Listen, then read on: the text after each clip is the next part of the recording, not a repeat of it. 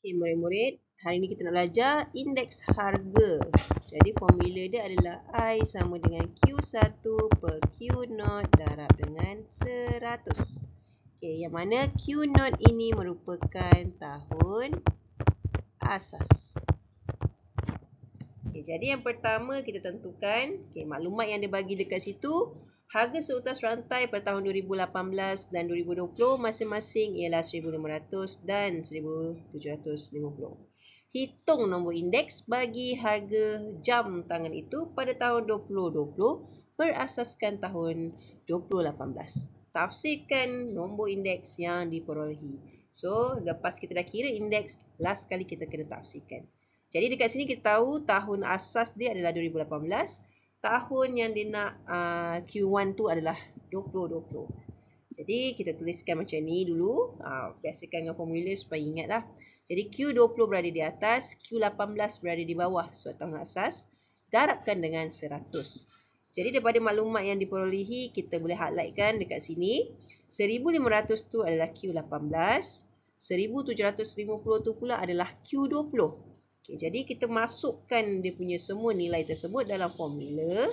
Okay, kemudian kita kira berapa jawapan yang kita dapat. Tekan kalkulator je. So, kita dapat jawapan dia 116.67. Okay, lepas dapat dia punya jawapan ni, dia suruh kita tafsirkan. Jadi, kalau murid-murid nampak dekat sini, nilai 116.67 itu lebih daripada 100. Maknanya, dia berlaku peningkatan. Kalau murid-murid nampak dekat sini, dia berlakunya peningkatan harga sebanyak 16.67% dari tahun 2018 ke tahun 2020. So, ini adalah indeks harga. Okay.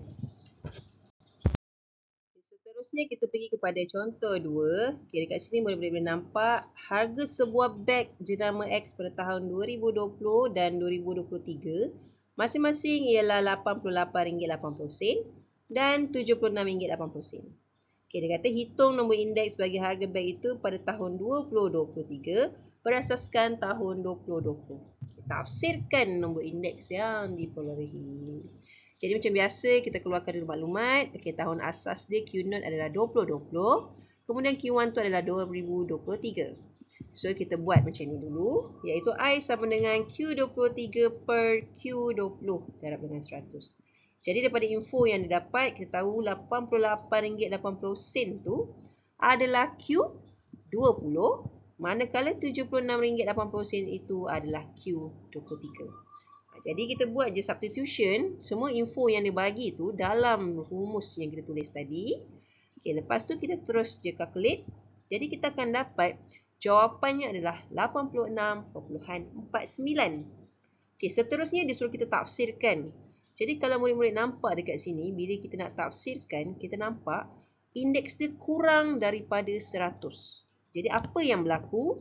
Dia berlaku penurunan harga sebanyak 13.51% daripada tahun 2020 ke tahun 2023. Okey. Jelas ya murid-murid? Ini pula adalah contoh yang ketiga. Okay, dia bagi jumlah ahli persatuan matematik yang berdaftar di sebuah sekolah pada tahun 2021 ialah sebanyak 45 orang. Diberi nombor indeks bagi ahli berdaftar pada tahun 2022 berasaskan tahun 2021 ialah 120. Hitung bilangan ahli yang berdaftar pada tahun 2022. Okey, jadi dekat sini kita keluarkan maklumat yang sama macam tadi. Ahli yang tahun asas dia adalah 2021. Manakala Q1 dia tu adalah Q1 dia adalah 2022. Jadi kita buat macam ni lah. Q22 per Q21 darab 100. Jadi info yang kita dapat 45 ni adalah Q21.